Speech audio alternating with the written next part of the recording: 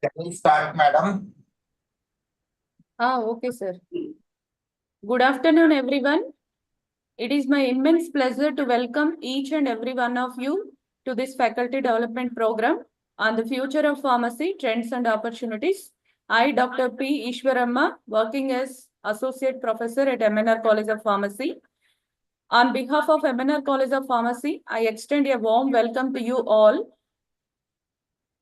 to the esteemed teachers, faculty members, and guest speakers.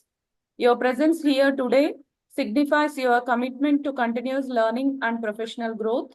This FDP is a crucial opportunity for us to enhance our skills and knowledge, and I'm confident that we will all benefit greatly from the sessions and discussions. We hope the program will be both informative and engaging, fostering professional growth and collaboration among you all. Thank you all for being here, and I wish you a productive and enriching FDP today. Now I request Dr. M.T. Sultana ma'am to introduce the today's speaker to the audience. Hand over to you, ma'am. Good afternoon, one and all. Teaching is not a profession, it is a passion. This is Dr. M.T. Sultana, working as professor at MNR College of Pharmacy, Sangareddy. We encourage to all to engage actively with the sessions, ask questions, and share your experiences. Your participation and feedback are invaluable to us, and we look forward to hearing your thoughts and suggestions. With this, I would like to introduce our today's esteemed chief guest, Professor Rajkumar M., Head of the Department, Naipar, Hajipur, Bihar. Professor Rajkumar, having 19 years of experience in pharmaceutical research, especially in formulation development, biopharmaceutics, clinical pharmacokinetics, and analytical science. He is guiding currently 13 MS students and 10 PhD students. He completed his PhD in 2006 to 2009, Government College of Pharmacy, Karad, India. Sar completed his Master of Pharmacy in Biopharmaceutics from 2003 to 2005, Government College of Pharmacy, Karad. Sar completed his B.Pharm from Tamil Nadu Dr. MGR Medical University, Chennai. Sar is having a various experience as Abbott Healthcare, Deputy General Manager in USV Private Limited, and Senior Manager in Sun Pharmaceutical Industry Limited, Senior Scientist in Dr. Reddy's, etc. His expertise in physicochemical and pharmaceutical characterization, including reverse engineering, pharmaceutical quality, biopharmaceutics, and pharmacokinetics modeling and simulation, pharmaceutical product development, and life cycle management. His significant contributions involves he developed and commercialized 9 products for domestic and ROW markets and for EU and US markets. SAR received various awards, APTI Award, 2 IPDO Awards, 4 Abbott Excellence Award, and EPD President Award from Abbott in the year of 2021. He is having a lot of the experience in cross-cultural environments with leadership consultant for reputed pharmaceutical companies and working for niche products for out-licensing, technology transfer, and commercialization. And he is having strong interpersonal and communication skills. With this short introduction, I am handovering this session to Dr.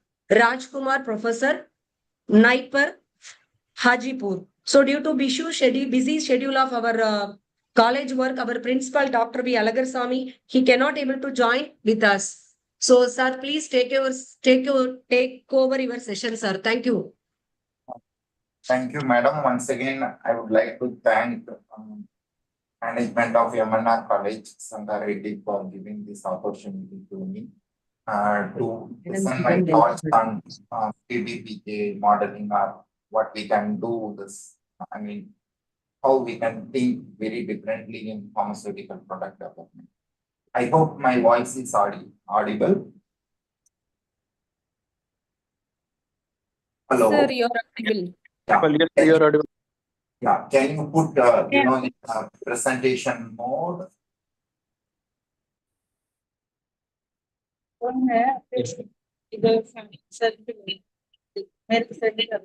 request all the participants to be mute yourself.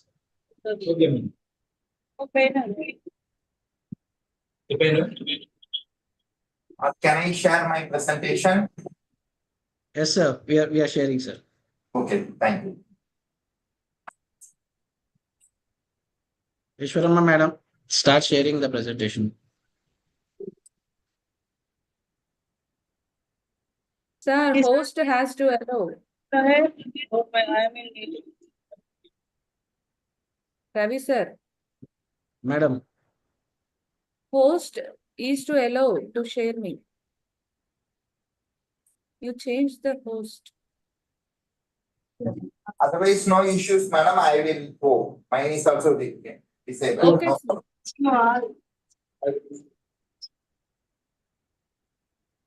sir, you can share, sir.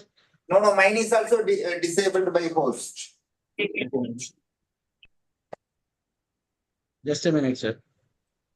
How much time I am having for this presentation? 30 minutes, 45 minutes, or 60 minutes?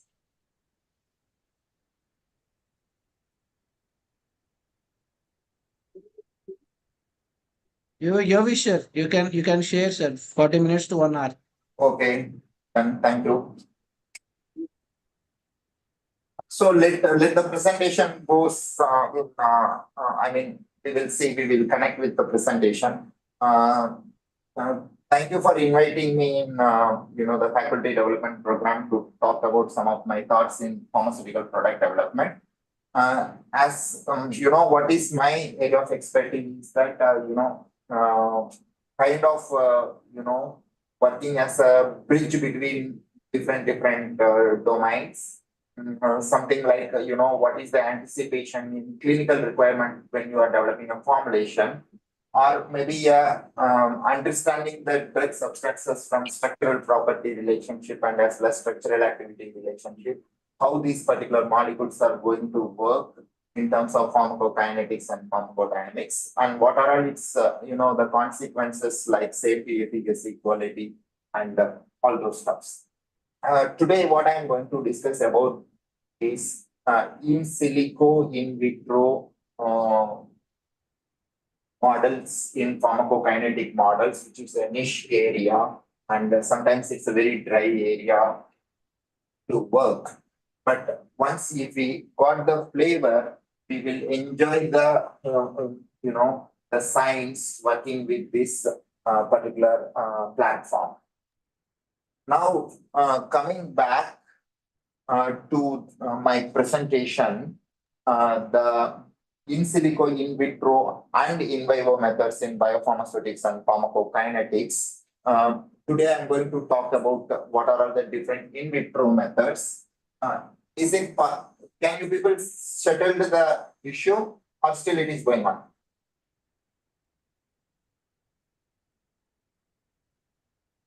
Hello.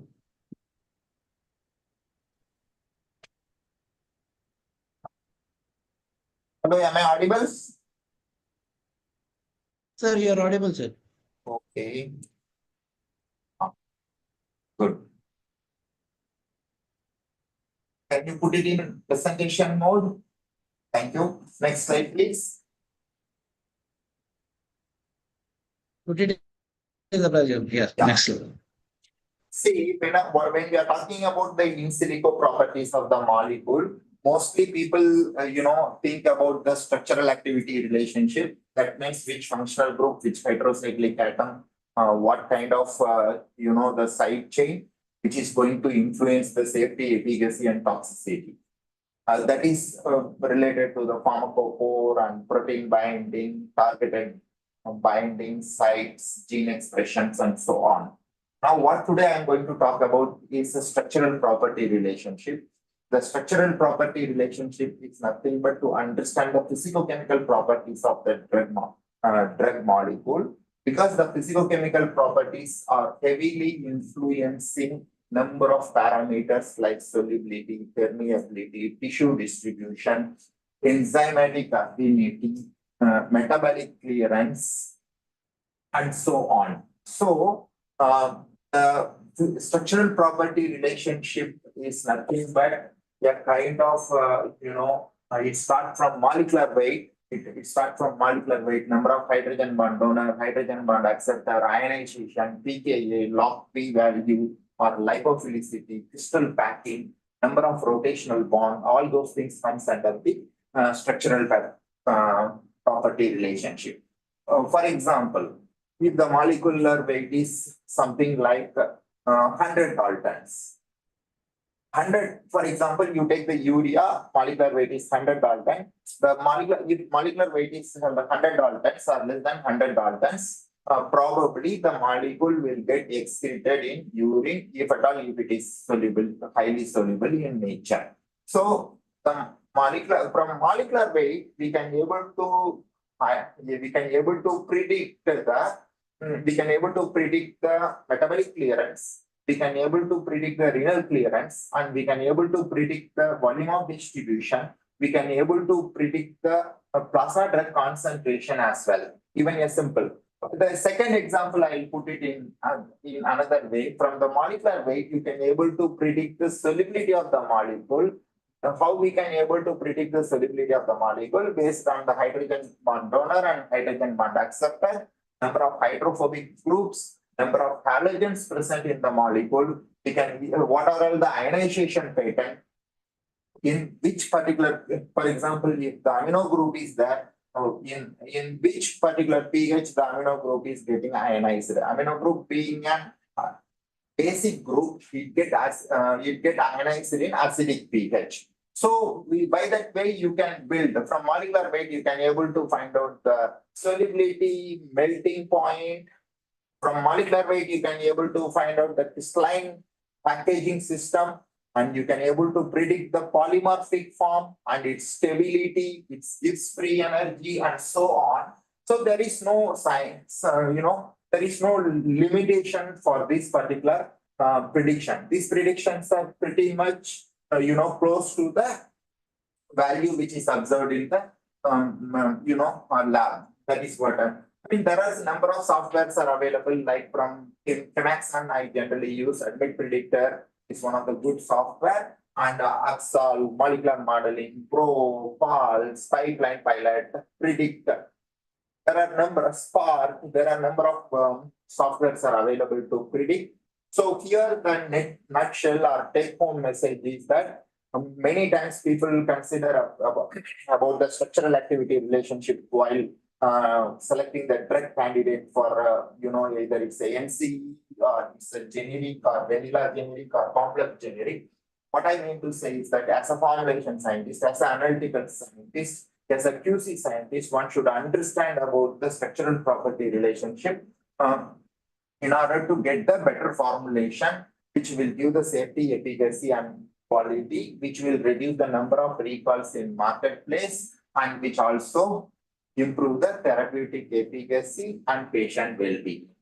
So these are all related. Now I am going to the next slide, please.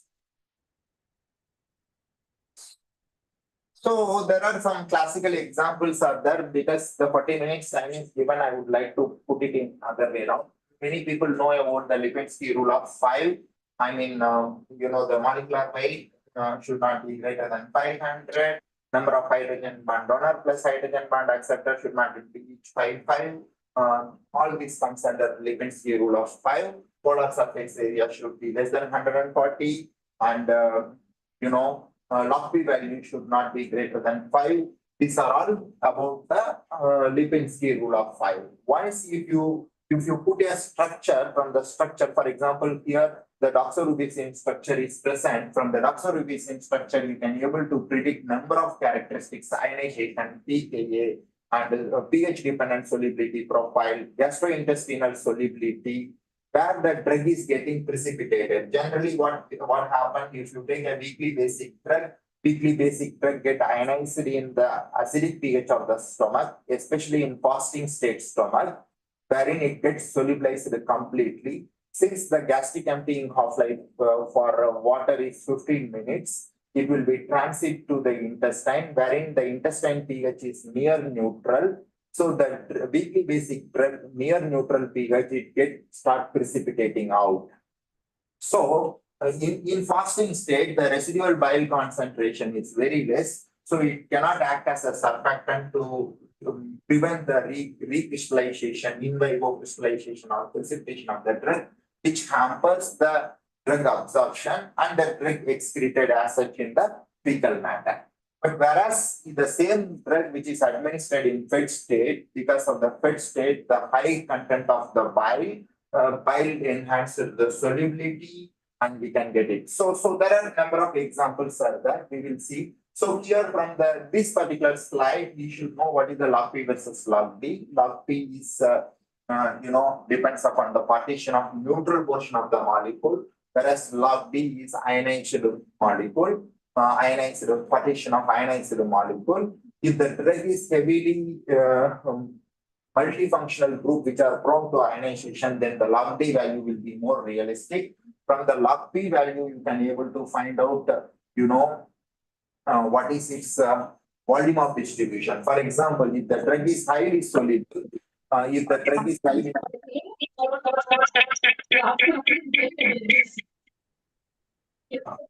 excuse me, somebody can mute your system.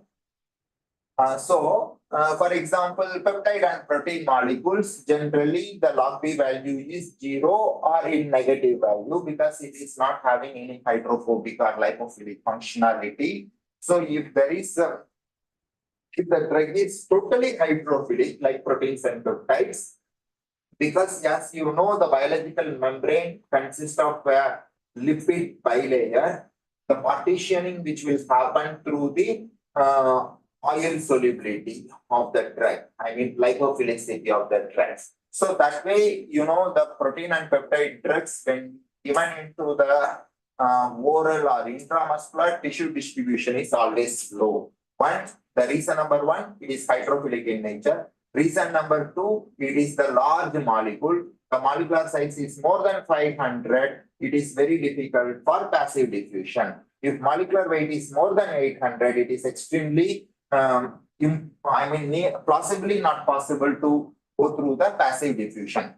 However, there are some classical examples. For example, there are number of transport systems which are available across the tissues in the body. For example, if you take a boat, organic anion transport system, organic cation transport system, peptide 1 transport system, peptide 2 transport system, levodopa transport system, sterol transport system. These are all the transport systems which help to transportation of the molecule from the surface to the interstitial fluid. There are some exceptionals which is available.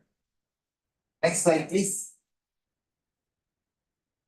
So these are all some of the things like PGP efflux, blood-brain barrier penetration. We can able to modulate by the structure. It is possible. For example, increasing the solubility is possible by introducing the ionizable and hydrophilic functional group. That is possible. For example, there are different intramolecular forces like hydrophobic, that is called as a pipette stacking, which is having the less energy, which is what I call grade B. Van der Waals force, which is also a weak energy, that it requires 0.5 to 1 kilocalorie. Dipole moment.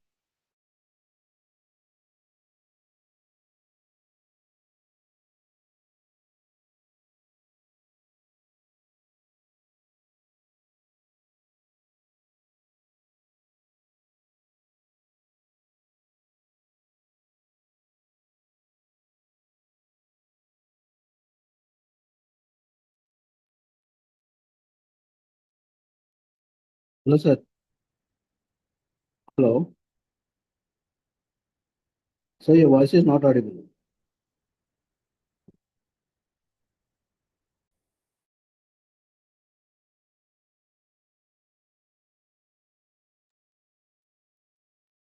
Sir, Rajkumar sir. Am I Your audible voice now? is- Sorry, here some electricity issue. Am I audible now? Yeah. You're audible. Yeah, Sir. sorry. Actually, I was in seminar room. There is some preventive maintenance is going on. That's why there is some electrical issue. Okay. Oh, So okay. this is about blood-brain barrier and how to improve the I mean we were talking about this particularly. Yeah. We are talking particularly about this intramolecular forces and all. Covalent bonding is something very difficult to break. That yes, all you know very well. Next slide, please. This is the way how the pKa and ionization influences. Just a moment, I am connecting with uh, my laptop. Mm, So this is the pKa effect on activity. Sometimes what happen, the pKa values are very important, especially if the weekly basic drug get ionized as acidic pH. For example, paracetamol pKa is 2.6. So literally it is having the poor solubility in gastric fluid. However, paracetamol is the drug which required to reduce the fever and reduce the pain. So in that case, for example, the pKa value of 2.8, which is hindering the onset of action. For example, the onset of action is very important, especially for pain management, for fever, and as well as for migraine, for myocardial infarct, angina pectoris. So some of the cases, acute cases, wherein we required, for example, local anesthetic, onset of action is very required. So the onset of action is based on the pKa. pKa has two roles. One is the drug is getting ionized. As you know very well, ionized drug has less partitioning and tissue distribution into the uh, tissue distribution. So what actually happened here, the moment when we try for improving the ionization, by the way of increasing the ionization we can improve the solubility. However, we are compromising the tissue permeability. So there is a fine balance is required in between the ionization and solubility. If ionization is more, then there is a problem. If ionization is more, the drug will not get permeate, because unionized molecules are having higher ability to cross the biological membrane. Number one. Point number two is that unionized molecule, then it comes anionic, then it comes cationic, then it comes dianionic, then it comes into zwitterionic. This is the order of ionization which influences the tissue permeability. Okay. Now these are all the some of the examples, like how solubility and permeability is interfering. Considering the time, I'll put into the next slide, please.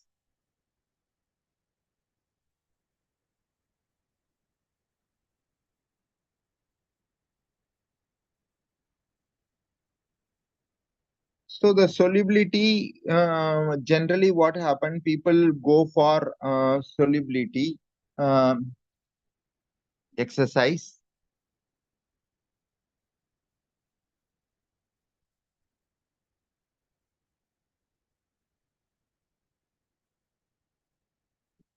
Excuse me 1 minute.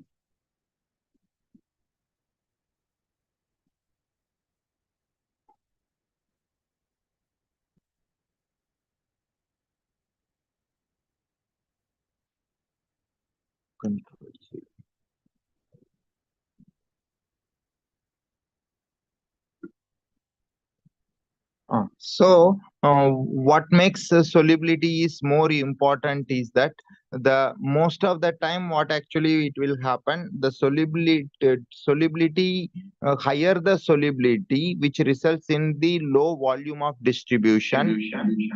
Sorry.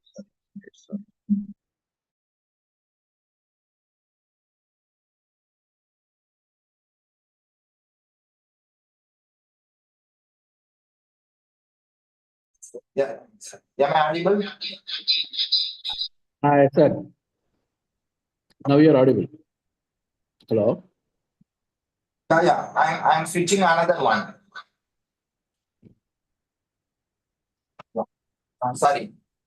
So solubility, what actually happen? It has multiple things. If the drug is highly soluble, for example, urea, because body has a several compartment, these compartments are mostly in lipophilic nature. For example, the very deep compartment is a bone marrow, nail, and all those stuff. And for reaching the very deep compartment, the drug molecule should cross the number of lipophilic barrier to access the deep compartment. And the deep compartments such as brain, most of the deep compartment are lipophilic in nature. So if at all, if the drug is having the high solubility, probably because of its solubility, because of its high aqueous solubility, these molecules are having the poor lipophilic in nature, mostly. So there are some drugs like for example, fentanyl, which is having the high water solubility and as well as high oil solubility.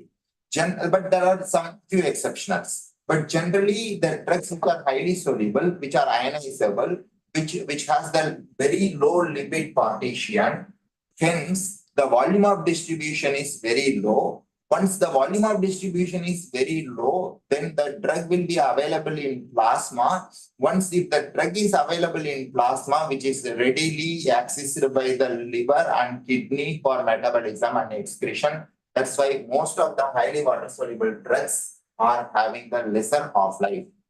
Now, lesser half-life results in the frequent dosing.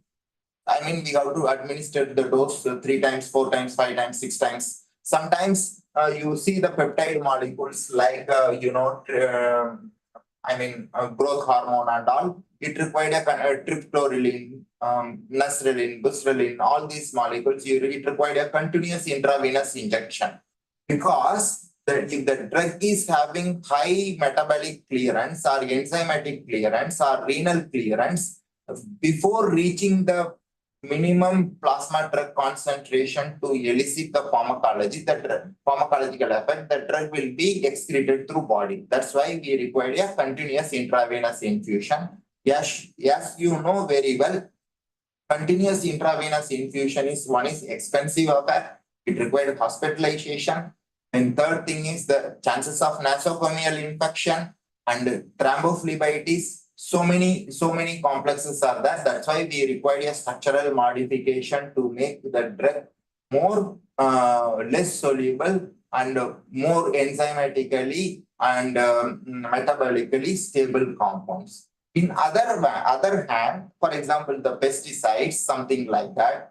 If your drug is highly lipophilic in nature, like amiodarone, it will go and stuck in your certain part of your lipophilic tissue, like subcutaneous tissue or some of the fatty tissue, where it will not enter into the blood-brain barrier because it will not enter into the brain because the blood-brain barrier will not allow to access, but it will go to the different tissues like adipose tissue and renal cortex tissue and some of the fatty tissue which is present in the liver. So it will go and bind, it continuously produce the toxicity. So in nutshell, the solubility, I don't want to go through all the definition, but it is very important for developing a molecule. Especially the solubility can be related with melting point, charge, ionization, permeability, size, and shape, etc. You know very well about BCS classification system. I don't want to go into detail. Next slide, please. Now these are all the some how to add ionizable group, add hydrogen bonding, making prodrug, reducing the block P value, adding the polar group, reducing the molecular weight, out of plane substitution, all those things which is possible. This is for new chemical entity to improve the solubility. Next slide, please. For example, the permeability is the another major thing. As you know, passive diffusion, active transport, and endocytosis, efflux, and paracellular. Paracellular generally take place for a very small molecules which are having molecular weight less than 100 Daltons. Passive diffusion for lipophilic molecule. Active transport requires some carriers, as we discussed, like Act1, Act2, whatever it may be. Then endocytosis is a kind of a cell uptake, like how the sterols are getting uptake from the cell line. Next slide, please. So this is what about whatever we discussed about is the in silico properties or structural property relationship. This may be in silico or you can do in experiment that you can able to find out. But I mean, if you have this understanding, then you can able to develop the product, or you can able to develop the formulation, or you can able to design the drug. These are all the requirements. Now coming back to the design stage, when you are developing the product, the center is patient benefit is the center of the product development. That is called as patient-centric product development. For that, you require a risk assessment, especially biopharmaceutical risk assessment, whether it is having the toxicity. For example, mostly narrow therapeutic drugs like lithium, like phenytoin, like thyroxine, like carbamazepine, like sodium valproate. If you give 20 milligram, like digoxin is the great classical case study. If you give 1 milligram, the drug will work fantastically. If you give 0.8 milligram, there is no pharmacology, there is no therapeutic effect. If you give 1.2 milligram, the patient will die.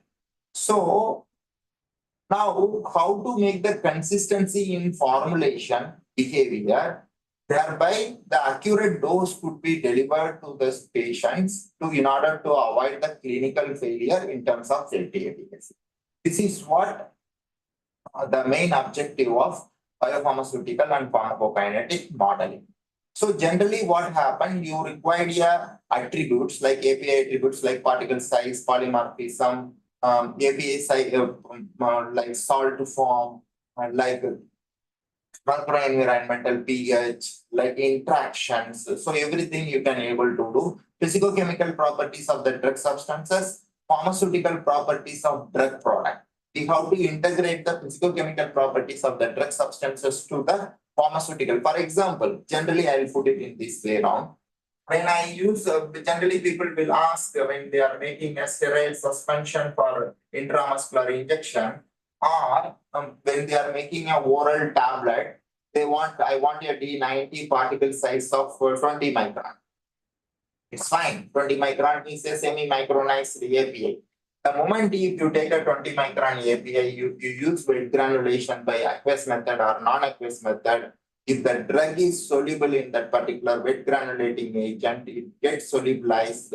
When you are drying in your FBP or fluid bed dryer, then it will, once it loses its solvent, it will build up the particle size. So generally, whatever the input API which we are using, not necessarily translate into the formulation, so that you have to have a fundamental analytical characterization. For example, if I am using a micronized API or nano-sized API, in my finished product, this is also, there is one very important, in my finished product, during the manufacturing, at the time of release, during the shelf in the pharmacy, till shelf life, if that 20 micron particle size are maintained to give the desired dissolution velocity and bioavailability. This is the question. It's very tricky. So there are number of techniques are used, like you can do dissolution, laser diffraction, DLS, XRD, DSC, TAM, thermal activity monitoring, dynamic mechanical analyzing, nano DSC, ITC, chemical imaging using Raman laser, focal plane array, TET, TDNMR. All these techniques are widely used to understand the pharmaceutical properties. I mean, structural property relations relationships are linked with the physicochemical properties. Physicochemical properties are linked with the pharmaceutical properties. Pharmaceutical properties are linked with the pharmacokinetic properties. Pharmacokinetic properties are linked with the clinical properties. That is, the idea is that to get the desired clinical property, to achieve the desired clinical property, we should understand the structural property. So it is called as a layer by layer approach, or it is a mechanistic development of formulation. I mean, you have to layer by understanding. If I change the granulation process, for example, if I change from rapid mixture granulator to centrifugal granulator, what will be happen? Or if I change it to rapid mixture granulator to hot melt granulator, what will be the impact? So all those things can be identified using these analytical characterization techniques and all. Next slide, please. So these are all like what are all the tools which we can able to use for mitigate the clinical failure, like particle size microscopy, laser diffraction, dynamic light scattering, particle size in dosage forms, optical, chemical, crystal behavior, XRD, thermal analysis, acid resistance, surface measurement, matrix integrity, matrix behavior, discriminatory dissolution model, special technique like molecular weight by size exclusion chromatography, monomer content by chemical analysis, especially you can use hydrophobic chromatography or porosity by BET or DDNMR, surface properties like DLS, AFM will give you a surface topology, surface free drug, surface bound drug. These are all the number of characteristics which are available. In case of SMEETs, you can go lipolysis and so on. Next slide, please. So this is what transdermal. You can have a separate like IVRT, in vitro release testing, in vitro permeation testing, advection, cross-linking, thermodynamic capacity, residual drug content. These are all some of the techniques which this slide I will share to all of you. You can refer it. Next slide, please. Now coming back to IVIVC, yes, you people know it's a mathematical model. The model it's a mathematical model which explains the relationship between the in vitro and in vivo. In vitro may be a particle size, in vitro may be a disintegration, in vitro may be a dissolution. In vivo, it may be a Cmax, Tmax, AUC, or whatever all together. These are all the stages of IVIVC development. There are a lot of hurdles in IVIVC. To do IVIVC, you require a PK understanding, formulation understanding, drug substances, I mean chemistry, you should be a chemistry understanding. You should know statistical like tools, like advanced statistical tools like bootstrapping, Monte Carlo simulation, Wilcox-Mann-Whitney test, number of tests which are required. This is many people discussed many times about IVIVC, so I don't want to go into detail. Next slide, please. So this is what a level A, level B, level C correlation. For example, to do kind of thing, there are 3 methods, in fact 4 methods, in fact 5 methods are available nowadays. One is a kind of one compartment model using a Wagner-Nielsen method, 2 compartment model using a Loux-Riegelmann method, numerical deconvolution method, kind including Laplace transformation and so on. And the 4th one is semi-mechanistic pharmacokinetic modeling, in non-linear mixed effect model and covariate analysis there. Then you can go for IVIVC. Then finally, the fully whole body PBPK model or mechanistic model. In whole body PBPK model also nowadays there are different genomic data are available. You can put the genomic data of interest. Suppose if I want to do Indian subject, I can get the Indian genome and I can cook and I can understand what is the level of protein expressions in the different tissues and how these proteins are influencing my ADME and so on. By that way, you can able to do that. Generally, the residual errors you should very important is that natural errors to be reduced. Residual should be not more than 2% whenever you are developing, IVIVC. Next slide, please.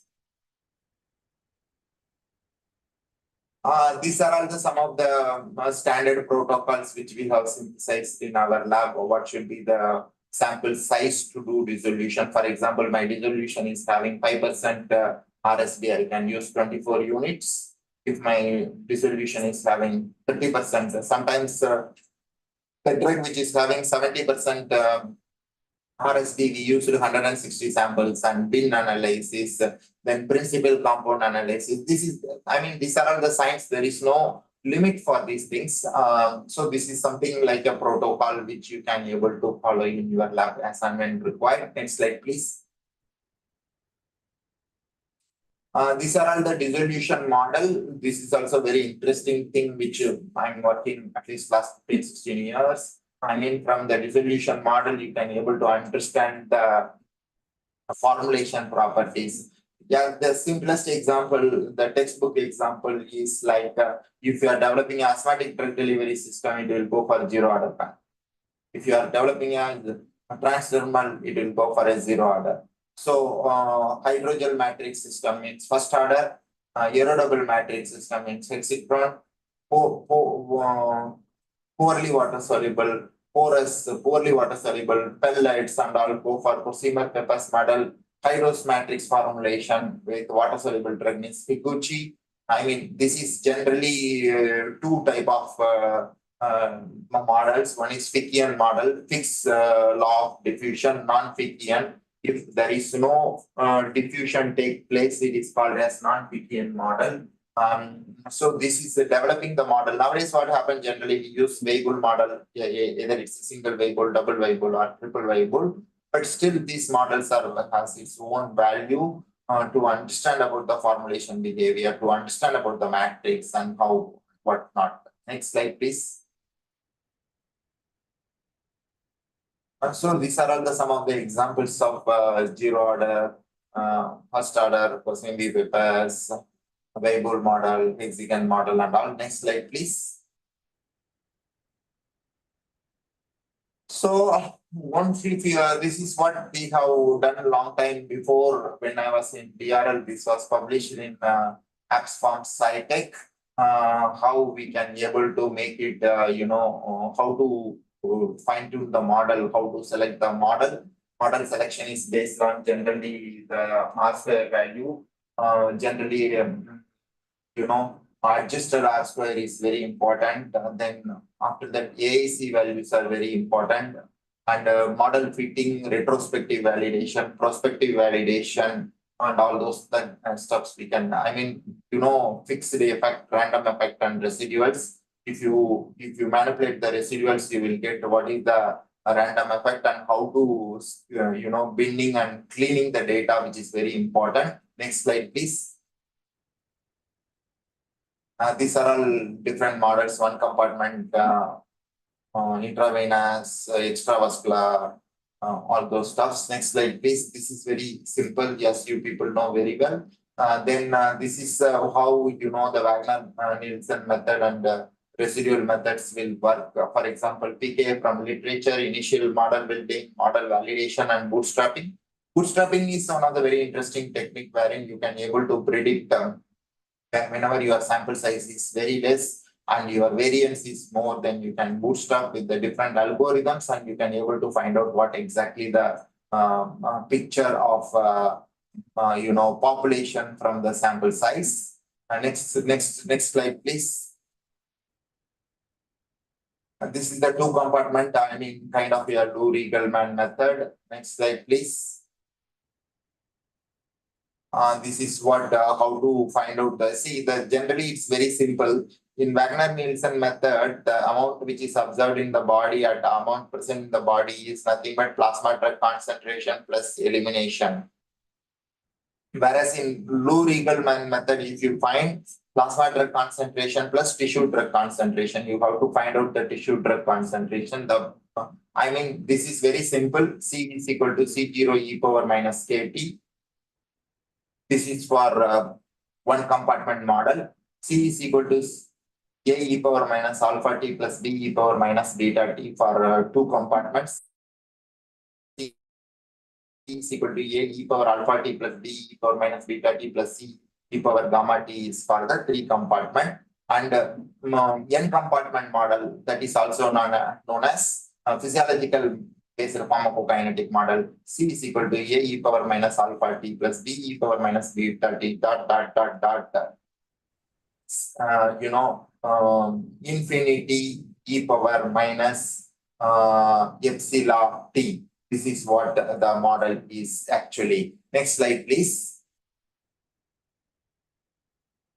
So this is what we talked about. See, generally the pharmacokinetic models are broadly divided into two types. One is mathematical model, and another one is mechanistic models. Mathematical models are nothing but a bottom-up approach. Once the molecule, if I have a 300 pharmacokinetic data of one molecule, for example, if you take the paracetamol, you will get a 500 literature. So wherein you can easily build the bottom-up top-down method. That means you take the data from the clinic and you understand what is happening in the ground level. Whereas when the new chemical entity, what you are synthesizing in your lab, would you like to understand the pharmacokinetic property? Because you don't have any human data, you have a minimum preclinical data. So the mechanistic modeling will be helpful. That is called as a PBPK modeling. You can integrate the physicochemical, and biological properties with some algorithm or equation or hidden pattern, whatever it may be, then can able to do. Now, PBPK model in generic development is generally to reduce the risk of the bio failures, because most of the time the bio failure is the biggest problem. Generally, what happened? 40% to 50% of the cost for development of the product goes into the clinical cost. So the clinical cost is very high. And once if it is failed in clinic, then we cannot be able to understand why the product is failed. So that is the reason these models came into the picture in order to understand, predict what is your clinical, to mitigate the clinical failure. These particular models were developed. Okay, so these are all some of the things. I mean, I'm sorry, I was thinking you people are, I want to give something, it went in a big way. So I will wind up quickly within next 5 minutes. Next slide, please. Sir, no issue, sir. You can continue, sir. Take your time, sir. Next slide, please. Okay. So the modeling and simulation for during the formulation development, what is the use for POC selection? Everywhere you can use modeling and simulation. For example, virtual bioequivalence study, I will put it in my lab data more than these are all the textbook information. Next slide, please. See, this is once again a very interesting slide which I like. Whenever I want to work for any molecule as a formulation scientist, I would like to go with the schematic diagram which is given in the right side. What happening in my drug? How much is getting absorbed? How much is getting first pass effect? What is the metabolite? How the metabolites are excreting? All those informations are very, very important. Next slide, please. So this is the way the schematic model. For example, when we develop the PBPK model, first the right side table, we have to collect a lot of literature. One thing, since it is an FDP, I would like to request all the faculty members, your students, 60% of your students should be in literature search. 30% of the time doing in the real practical work. Remaining 10% in interpretation and thesis writing. The poor literature search is very common in most of the academic institutes, probably premium academic institute. For example, if you want to develop a product or you want to do a kind of translation research, or even if you want to publish a very good publication, it requires in-depth literature search.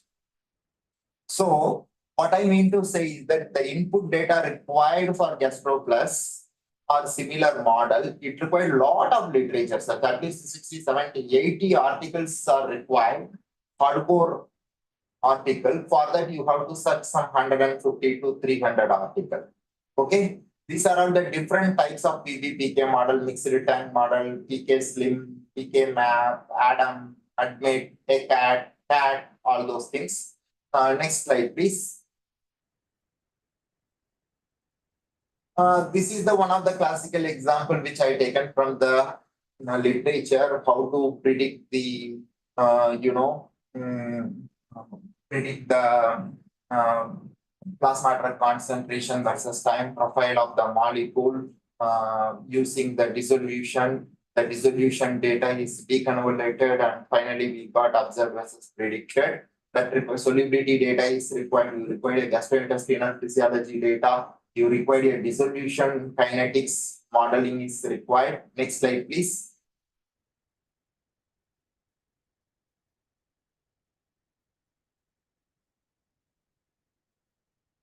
This is the classical case study. I like this slide basically.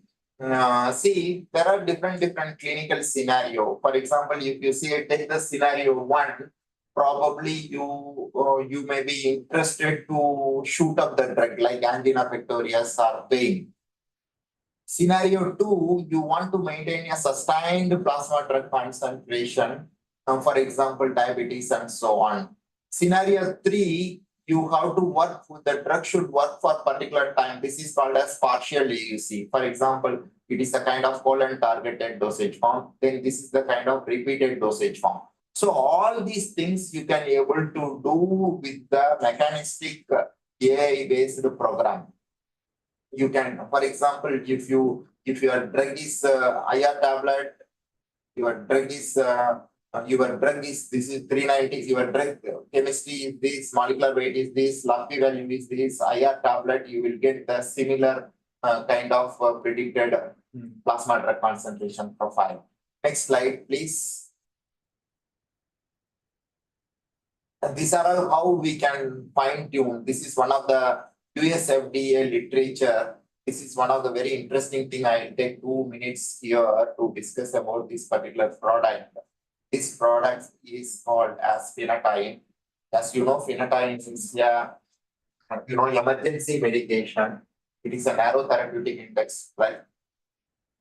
It should be kept in bathroom also. Somebody when they are taking bath, if they get that conversion, ataxia, they have to take medication. I mean, they have to take as quickly as medication. That's why.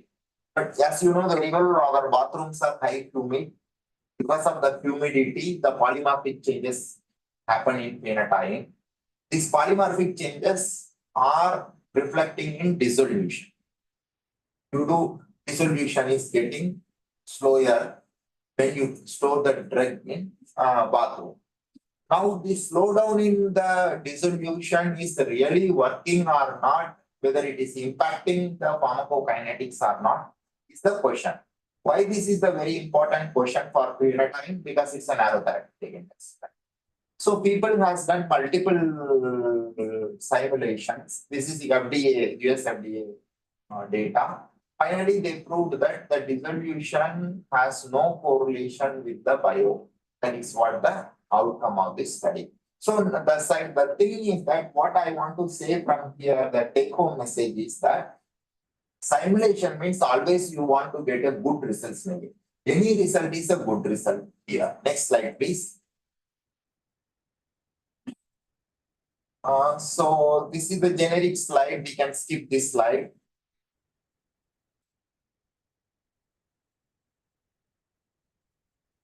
This is what perforin data. Next, this we can skip totally. Perforin. Next. You go for real-time example. Next. Next. This slide, sorry, earlier slide. Earlier. So, The skills required, this is very important. For developing a PBPK model, you should know how to programming. You require a programming, you require a literature, you require a formulation understanding, you require a process understanding, you require a biopharmaceutics, you require a modeling and simulation, pharmacokinetics, analytical, statistics, and reverse engineering. Generally, what happens, it is a very rare to get all the skill in a single person.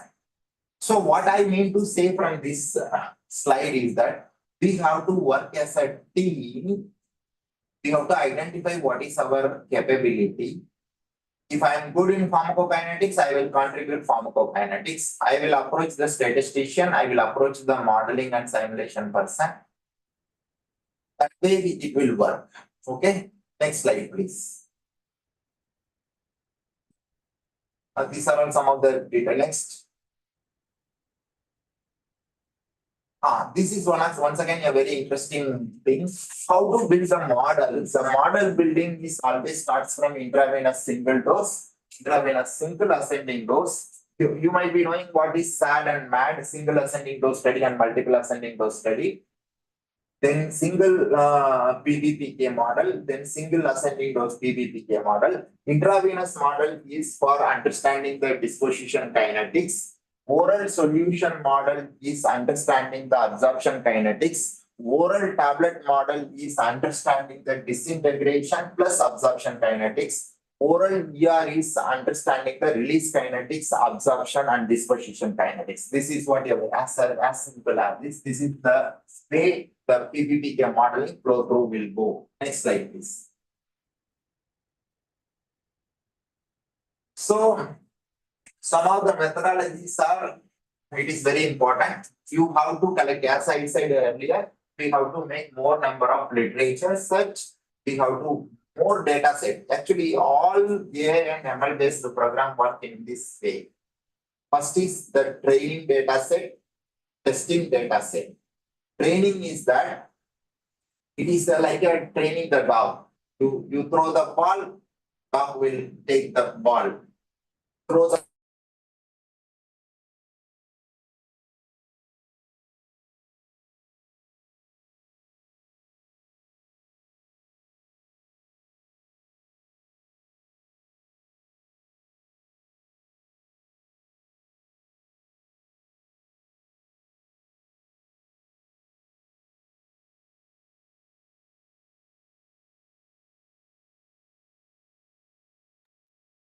Hello, Am I sir. audible?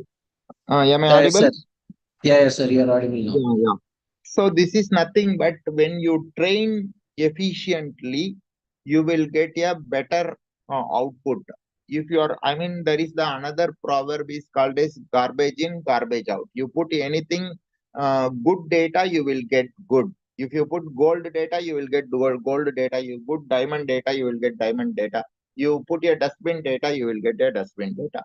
So the data is very important for modeling and simulation. Next slide, please.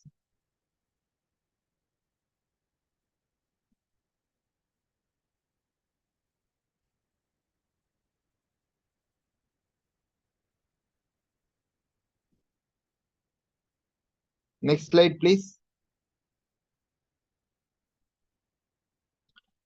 This is once again the wettability and contact angle. I'm talking about the wettability and contact angle and corresponding dissolution and plasma drug concentration profile here. Generally, people think that increasing the dissolution improve the bioavailability. It is not true.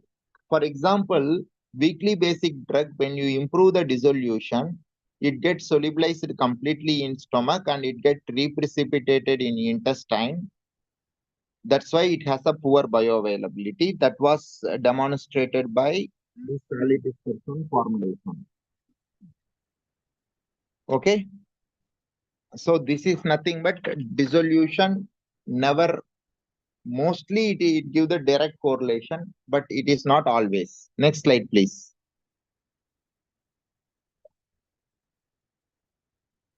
These are all some of the, see, many people work on buffer Generally, when you are working on dissolution, there are a buffer species, buffer molarity, pH of the buffer, all these will influence. That is what right top.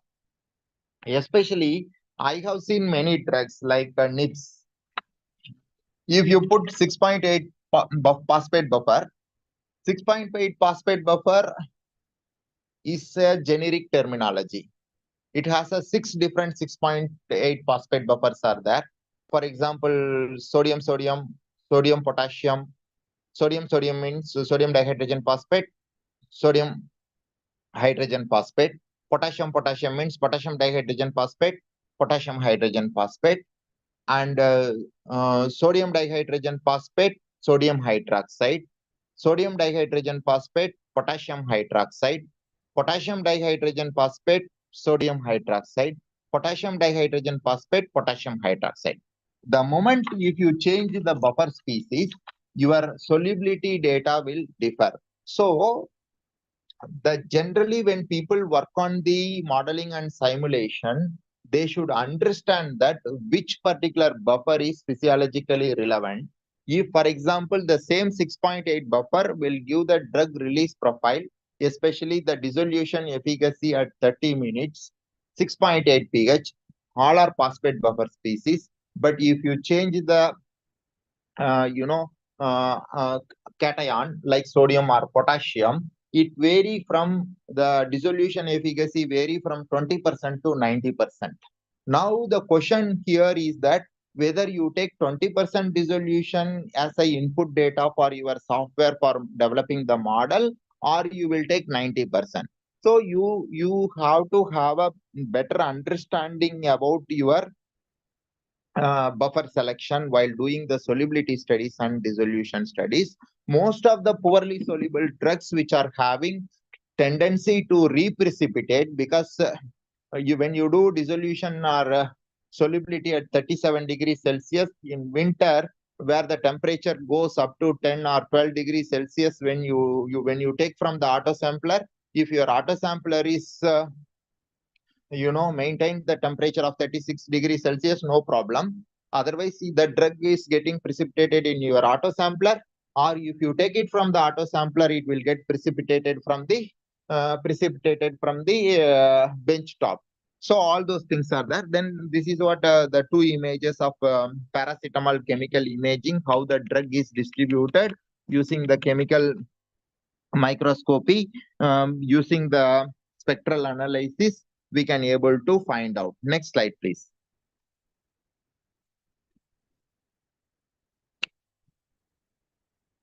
In summary, PBPK is a very attractive tool.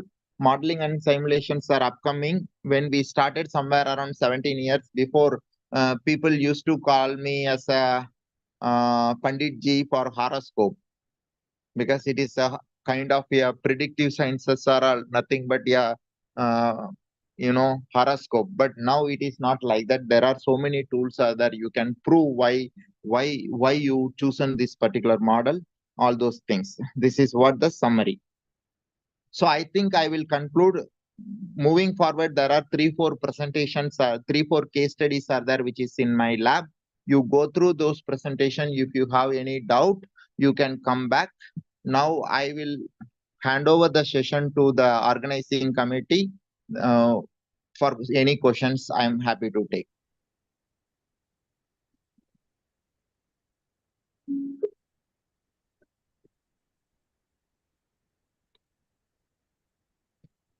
Hello. Yes, sir. Thank you, sir. It's a very nice, informative session. Now the session is open for questionnaire. Dear audience, if you have any questions, please ask or post in the chat box.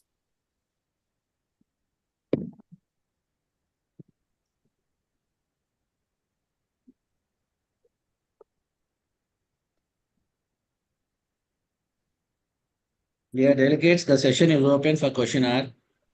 Sir will be accepting your questions. You can please unmute yourself and ask questions.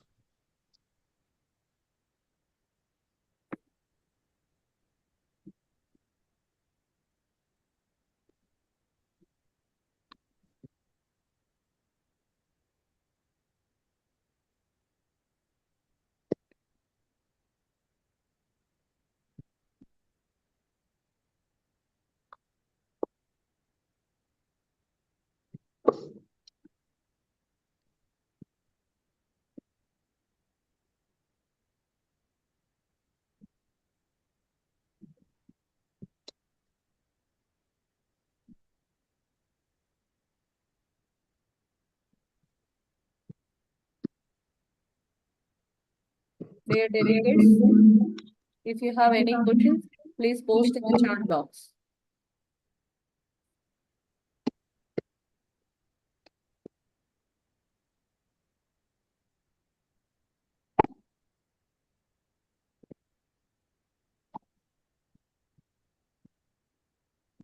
Any questions?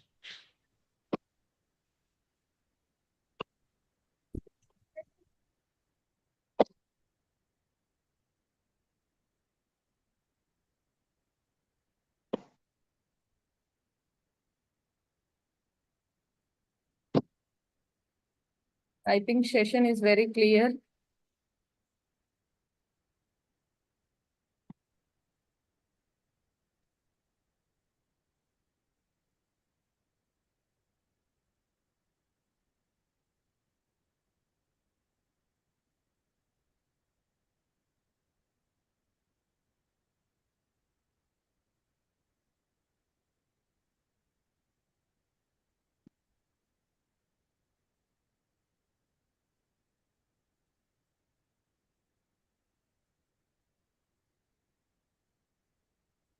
Ravi sir, Okay, ma'am. Start the proceedings. Since no one, we don't have any questions, we will end this session here. Before ending the session, we would like to thank our resource person, Dr. Raj Kumar, sir. Sir, thank you for your time, sir. Thank you for your valuable information. You have given us an excellent information regarding this topic, and we all had a good time in this session. And we request you to accept our online memento, sir. Thank you. Thank you very much. Ishwarama, madam. yes, sir, I am sure.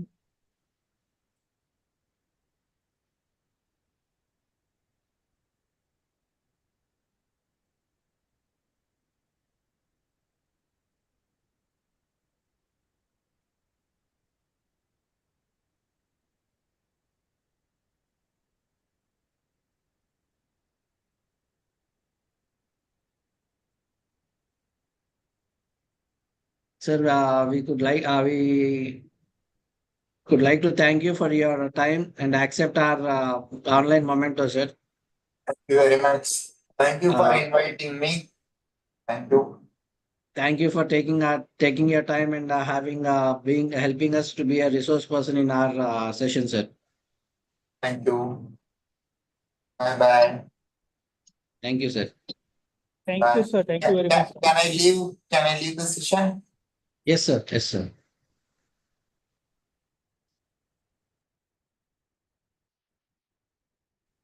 Okay, dear delegates, we'll meet you tomorrow. We'll have the same at 1 p.m. Okay, madam. Thank you. Thank you. Thank you, one and all.